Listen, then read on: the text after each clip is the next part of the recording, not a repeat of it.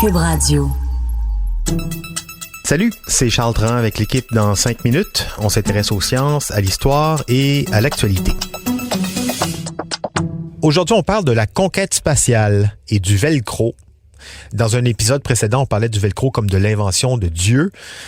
Ben, parlez-en à la NASA, qui a perdu 3 astronautes à cause notamment du velcro.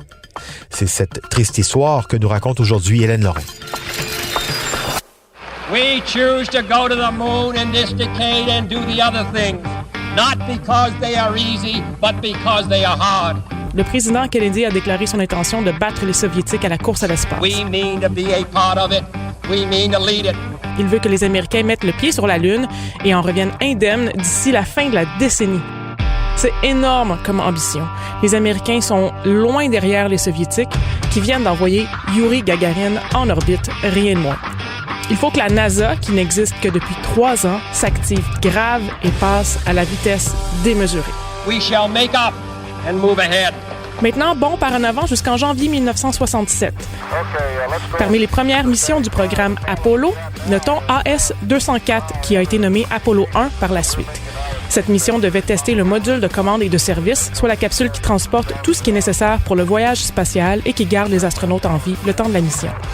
Les 3 membres de l'équipage devaient voler en orbite terrestre basse pendant 2 semaines pour bien mettre à l'épreuve ce module de commande et de service, celui qui devait être utilisé pour toutes les missions Apollo à venir.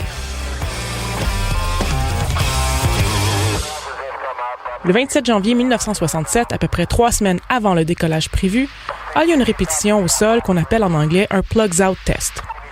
Le but de cette répétition générale est de s'assurer que le vaisseau est capable de fonctionner de manière autonome. La capsule est placée au top de la fusée Saturne 1B et elle est fermée hermétiquement et pressurisée. Les communications se font par radio, comme avant le décollage. Mais il n'y a pas de carburant et les systèmes pyrotechniques, comme les boulons explosifs, sont désactivés. Ce qui veut dire que ce test est considéré comme de routine, peu risqué par la NASA. Ceci aura son importance pour le reste de l'histoire. Les 3 astronautes de l'équipage sont à bord. Virgil Grissom, surnommé Gus Grissom, Ed White et Roger Chaffee. Grissom est le 2e Américain à être allé dans l'espace et Ed White est le premier Américain à avoir marché dans l'espace. Les 2 sont donc considérés comme des héros de la course à l'espace. Roger Chaffee, pour sa part, est une recrue tout à fait conscient de la chance qu'il a d'être sur la première mission habitée du programme Apollo. Revenons au plugs-out test le 27 janvier 1967. À 18h31, plus de 5 heures après le début du test, l'un des astronautes, probablement Grissom, s'exclame « Au feu !» Ce qui est confirmé 2 secondes plus tard par Chaffee, le responsable des communications. L'incendie a été d'une violence extrême. 15 secondes après la première mention d'un incendie, la capsule a explosé sous la pression trop grande à l'intérieur. Le personnel au sol ne pouvait qu'assister, complètement impuissant, à la combustion du module de commande et de service. Évidemment, les 3 astronautes ont péri dans l'incendie de leur capsule. Ils sont décédés d'un arrêt cardiaque suite à l'inhalation de gaz toxiques. Mais qu'est-ce qui s'est passé au juste? Comment cette pratique de routine s'est-elle transformée en tragédie? Et c'est quoi le rapport du velcro? Il a été déterminé, lors de la commission d'enquête suivant l'incendie d'Apollo 1, que le feu aurait pris naissance sous le siège de Gus Grissom au centre. Un court-circuit sur les fils dénudés, voire effilochés, aurait créé une étincelle. L'habitacle du module de service était sous haute pression avec un taux de 100% d'oxygène. Une étincelle dans un environnement d'oxygène pur, sous pression en plus, c'est fatal. Toutes les conditions d'une combustion rapide et sans merci étaient réunies. Et le velcro, j'y arrive. Le module de commande en était tapissé.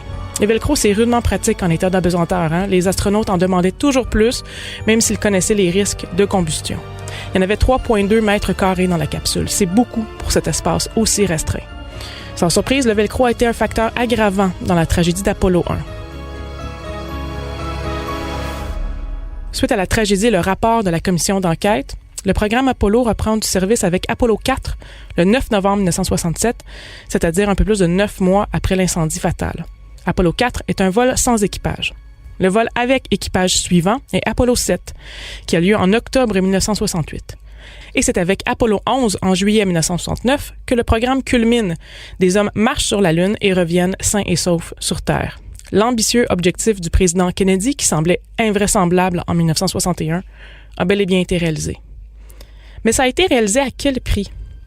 Selon plusieurs récits relatant l'époque, les ingénieurs et les travailleurs de la NASA, incluant les astronautes qui mettaient leur vie en jeu après tout, étaient pris de la go fever, un état d'esprit les faisant ignorer les risques, même les plus évidents, afin d'avancer le plus rapidement possible pour battre les Soviétiques à la course à l'espace.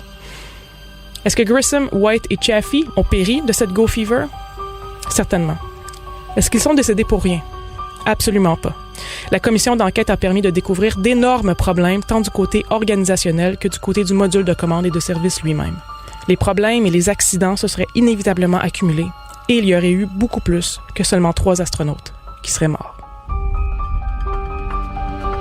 Ouais, mort pour la bonne cause, sans doute que les familles de ces astronautes, de ces 3 astronautes, se sont réconfortées avec ça. Merci Hélène Lorrain, c'était en 5 minutes.